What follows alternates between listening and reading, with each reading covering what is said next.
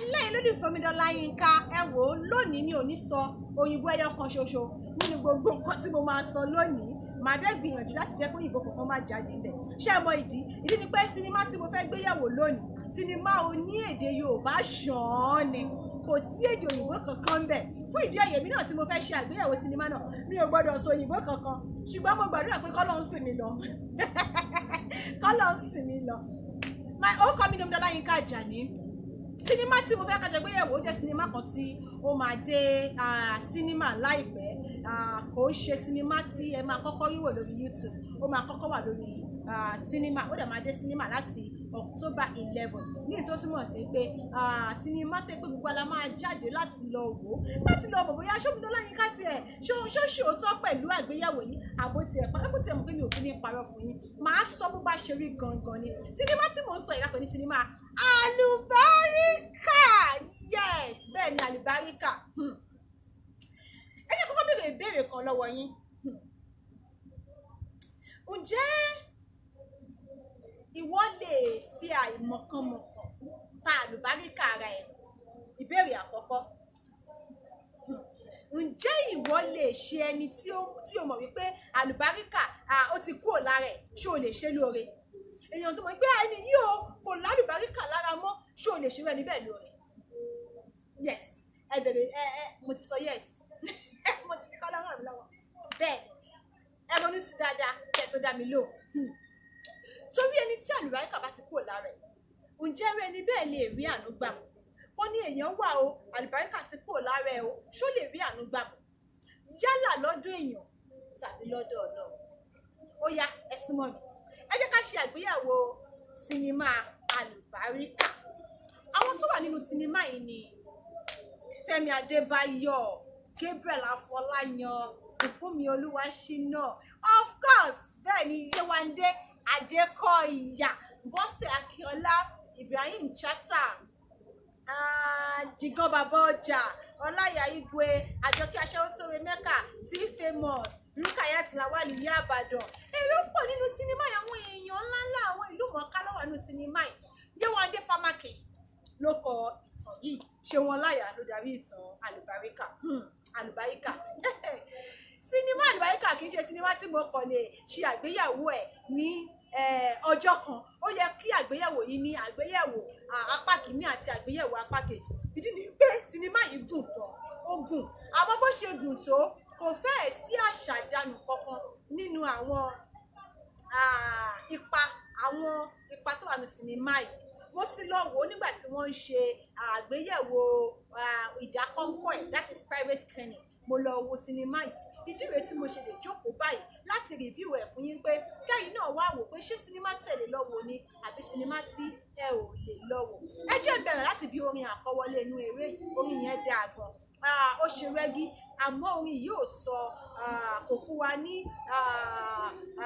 wa ní ojú ọ̀nà bí sinimá ṣe máa rí ó dúró ní ààyè tiẹ̀ ni kò jẹ́ kí ìtọ́nú sinimá yìí wọn ò jẹ́ kó yọ nínú orin náà ní ohun tèmi sì máa ń fẹ́ nìyẹn mi ò kì í fẹ́ kọ́kọrin ká ti mọ gbogbo ohun tí eré máa dálé lórí ókè àwọn ohun èlò ayàwòrán tí wọ́n lò ó mọ́lẹ̀ rekete àwọn ohun tí wọ́n fi ya iṣẹ́ yẹn mọ́lẹ̀ gan ni kò ṣe rakọrakọ ó ṣe dáadáa ẹ jẹ́ ká tún wá lo costume ìyẹn pé àwọn aṣọ tí wọ́n wọ̀ bẹ́ẹ̀ so àwọn aṣọ tí wọ́n wọ̀ àwọn aṣọ tó ṣe wípé ó bá àwọn ipa tí wọ́n kó mu ni ó fit àwọn character lédè òyìnbó kẹ́lẹ̀ understand nǹkan tí mo sọ òun làwọn aṣọ tí wọ́n wọ̀ ẹ jẹ́ kí n sọ kí ni ìtàn yìí ti ẹ̀dá lé lórí ìtàn yìí dá lórí arákùnrin kan tí ó fi Alubarika ara ẹ̀ ó fi ṣòfò dànù fún ẹlòmíì ó torí ohun tí ó fẹ́ jẹ ó bà nǹkan tó fẹ́ jẹ́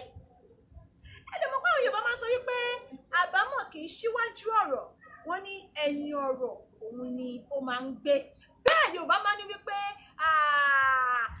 ó di ọjọ́ alẹ́ kí ọlọ́mbrẹ́là tó mọ̀ yìí pé ẹrù ni òun rù bẹ́ẹ̀ náà ni ọ̀rọ̀ sinimá Alubarika yìí bí ó ṣe rí kí ló tó ṣẹlẹ̀ ta ló ṣe àṣemáṣe ta ló fi Alubarika rẹ̀ tọrọ báwo ló ṣe lè fi Alubarika ara tiẹ̀ tọrọ ǹjẹ́ sórí ìgbà padà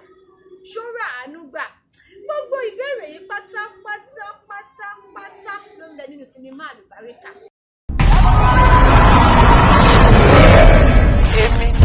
Irọ́ ló pa.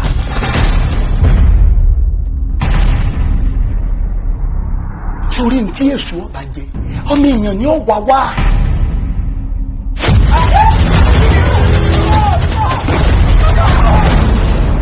Mo rò pé mo ti sorí kórí níbi tá a ti ń gẹrun onírun kiri ni àmẹ́rù wa tún ní tẹ̀sẹ̀kẹsẹ̀ láì ṣe sóbàtà.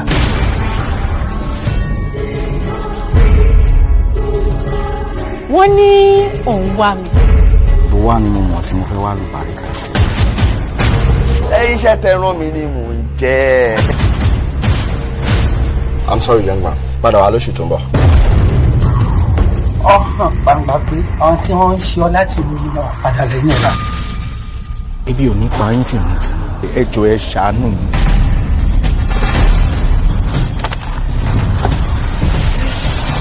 Gbogbo ṣiṣẹ́ ẹ mú gègé àtìwé kẹ́ ẹ máa bọ̀ kẹ́ ẹ wá kọ́gbọ́n.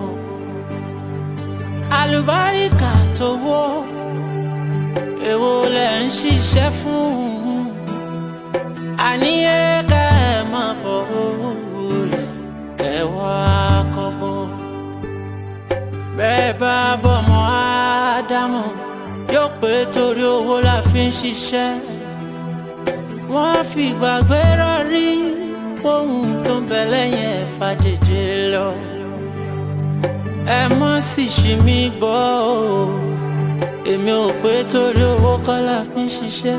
Ṣùgbọ́n gbogbo ṣiṣẹ́ ayé ẹ mọ́ bá mi ká lọ èrè òrèrè.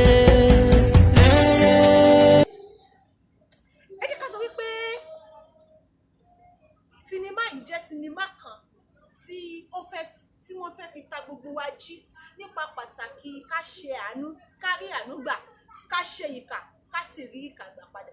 Bẹ́ẹ̀ náà ni sinimá yìí ṣe rí. Mi ò ní fẹ́ sọ ohun tí ìtàn yìí dálé lórí.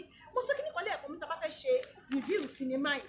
Mo ní a ní láti ní apá kìíní àti apá kejì. Àmọ́ mi ò fẹ́ kó rí bẹ́ẹ̀. Ìdí rèé tí mo ṣe fẹ́ ṣe ní pápápá gẹ́gẹ́ bí wọ́n ti ṣe ń ṣe ní pápá. Àwọn olùkópa nínú sinimá yìí mo gbóríyìn fún wọn. Wọ́n ṣe iṣẹ́ takuntakun. Wọ́n fi ara ṣiṣẹ́. Wọ́n jẹ́ ká mọ̀ wípé lóòótọ́ òṣèré ni àwọn. Kì í ṣe àwọn eré oní kákọ̀ sọ̀rọ̀, kákọ̀ farakí. Wọ́n fi gbogbo ara wọ́n fi ṣiṣẹ́. Àwọn ibi tí mo fẹ́ràn jù nínú sinimá àgbéléwò yìí ni ibi tí Gabriel Afọláyan tó ti pariwo Alubarika! Ibẹ̀ yẹn ṣe mí ní bákan. Ó ti ẹ̀mí ẹ̀ ti pín, ìrètí ẹ̀ ti sọnù, ayé ti sú, ọ̀run ò ṣe lọ. Ó wá wò pé ó wá pariwo Alubarika. Mo sunkún nínú sinimá ìgbà tí mo ń wò. Mo sunkún. Ìdí tí mo ṣe sunkún ni wípé àkọ́kọ́ Gabriel Afọláyan ó ṣe ipa ìdáadáa. Ó jẹ́ kí a mọ̀ wípé gbogbo wa pátápátá la Alubarika lára. Ó wá kú bá a ṣe fẹ́ lò. Tẹ́ ẹ bá wo sinimá, tẹ́ ẹ bá jẹ́yàn tí ó sábà máa ń kàánú nǹkan, tẹ́ ẹ bá wo sinimá Alubarika, ẹ máa sunkún. Yes, ẹ máa sunkún. Tí ẹ bá jẹ́yàn tó ti ń ṣe ibi, tó fẹ́ràn kéèyàn kàn máa ṣèkà anyhow, tó fẹ́ràn kéèyàn kàn máa hùwà tí ẹ bàjẹ́ ọkàn mi, tí ẹ bá wo sinimá yìí, ìdánilójú bí ìdá 90 ó wà fún mi pé ó ṣeéṣe kẹ́ yí padà. Sinimá yìí ó fi ilé ayé hàn wá. Sinimá Alubarika jẹ́ ká mọ̀ bí ilé ayé ṣe rí. Ó jẹ́ ká mọ̀ pé béèyàn bá ṣe rere á rí rere gbà. Téèyàn bá ṣèkà á sì rí ká gbà. Mi ò mọ̀ tí mo yẹ fẹ́ ṣàlàyé sinimá yìí fún wa, àmọ́ síbẹ̀síbẹ̀ ó jẹ́ sinimá kan tí mo lè sọ wípé ó dùn gidi gan. Ó kọ́ni lẹ́kọ̀ọ́, ó fi òye ayé yé ni. Ẹ lè tí ìbẹ̀rẹ̀ mọ ohun tó máa parí sinimá yìí. Fún ìdí èyí, mo fún sinimá Alubarika ní ìdá 95%. àwọn Yorùbá máa sọ pé kò sí 100% movie, kò sí movie tó dáa tán. Ìdí rèé tí mo ṣe dúró bẹ́ẹ̀. Ẹ jẹ́ kí tí wọ́n gbóṣùbà káre fún Yéwándé Adékọ̀yà. Gbogbo àwọn tó wà ní sinimá yìí ni wọ́n kó ipa tó jọjú. Fẹ́mi Adébáyọ̀ ipa tó kó anyways kò ní ya púpọ̀ nínú wa lẹ́nu ipa tí Fẹ́mi Adébáyọ̀ kó ní sinimá nítorí pé a kú mọ̀ pé yàtọ̀ sí òṣèré olóṣèlú tún ni Honorable Fẹ́mi Adébáyọ̀. Wọ́n fitting sí ipa tí wọ́n jẹ́ kí wọ́n kó nínú sinimá yìí, wọ́n dẹ̀ kó dáadáa. Yéwándé Adékọ̀yà bó ṣe kọ́kọ́ jáde sí Gabriel nínú sinimá yìí, tẹ́ ẹ bá wo ibẹ̀ èmi ní Alubarika, tẹ́ ẹ bá wo ibẹ̀ yẹn ara yín máa dìde, ẹ máa pàtẹ́wọ́, ẹ máa pariwo fún Yéwándé. Ó fi ara ṣe, ó jẹ́ ká mọ̀ pé bí ó ṣe ń ṣe náà ni mo ṣe ń ṣe. Ó jẹ́ ká mọ̀ pé èmi gógó ní Alubarika. Charisma yẹn wà bẹ́ẹ̀. Sinimá Alubarika, sinimá tí mi ò lè sọ tán láàrin ọjọ́ kan. Ẹ̀yin náà lọ sí sinimá kẹ́ lọ wo sinimá Alubarika.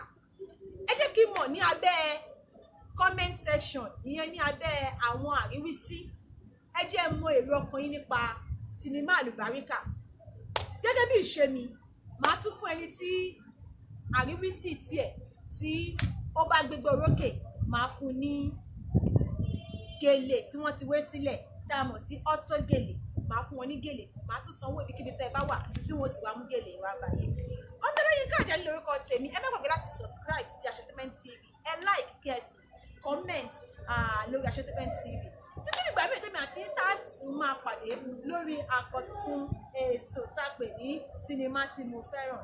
Ire lójú owó rí, ire lójú gbogbo wa ó máa rí o. Mo nífẹ̀ẹ́ yín, ó dàbọ̀.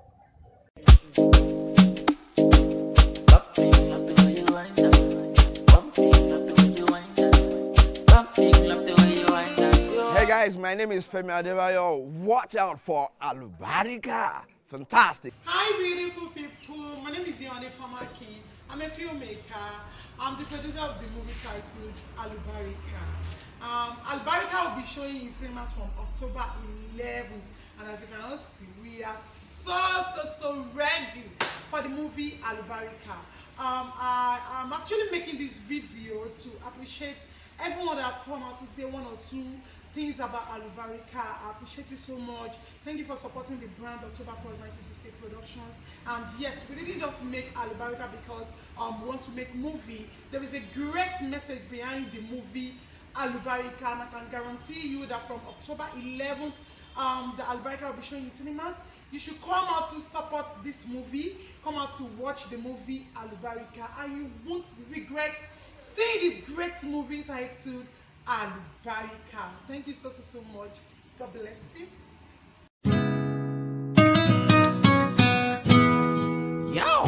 Hi beautiful people, my name is Jide Awobona. As you already know, I'm an Hollywood actor. Yes, I'm here to talk to you guys about a movie that is coming to the cinema pretty soon, October 11th precisely. This movie is gonna blow your mind. Because one, it's got beautiful actors, it's got beautiful storyline, and it's actually directed by one of my great directors, Sheun Olaya Towoboyin.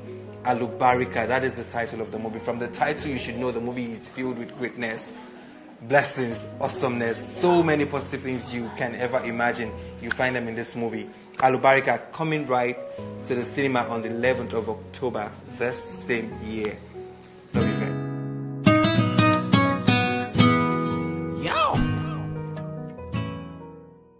Ẹ ṣàánú mi, ẹ jẹ́ kẹ́rí mú. Omi ojú rẹ̀ lè bá ọ ṣe o.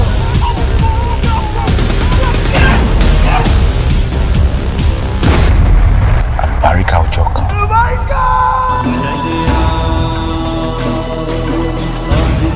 Olówó sókè jùlọ. Oh yes. I wonder why the sun shine. Àbí? Alubarika! Alubarika! Alubarika! Alubarika!